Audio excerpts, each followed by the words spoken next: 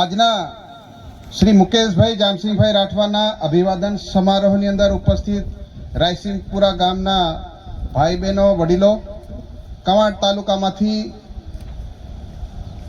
પધારેલ સરપંચશ્રીઓ, આગેવાનશ્રીઓ, માતાઓ, આજે આપણે આ એક રાયસિંગપુરા ગામનું ગૌરવ ગણાય.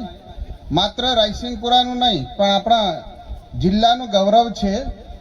અને મુકેશભાઈને આપણે રાજ્યસભાના સભ્ય તરીકે ચૂંટાઈ લાવવા માટે સોમવારે બધા ગાંધીનગર મોટી સંખ્યામાં અહીંયાથી ગયા હતા અને એમનું ત્યાં રાજ્યસભાના સભ્ય તરીકે ગાંધીનગરમાં ફોર્મ ભર્યું અને બિનહરીફ તરીકે ચૂંટાઈ આવ્યા છે.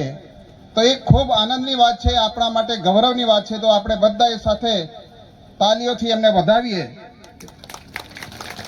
મુકેશભાઈ, તુમ आगे बढ़ो, हम तुम्हारे साथ हैं. અને અગાઉ હુરસિંહભાઈ કીધું તેમ નારિયેળ બળવો આપણી બાજુ જ નાખશે, એ ઊંધું નહીં નાખે, એ વિશ્વાસ છે.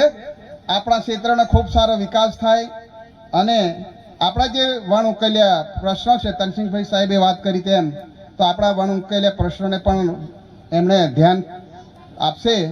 હું આશા રાખું કે આપણા વિસ્તારના જે પ્રશ્નો છે એ પણ સોલ્વ થશે એવી આશા સાથે વિરમું છું. જય હિન્દ, જય ભારત.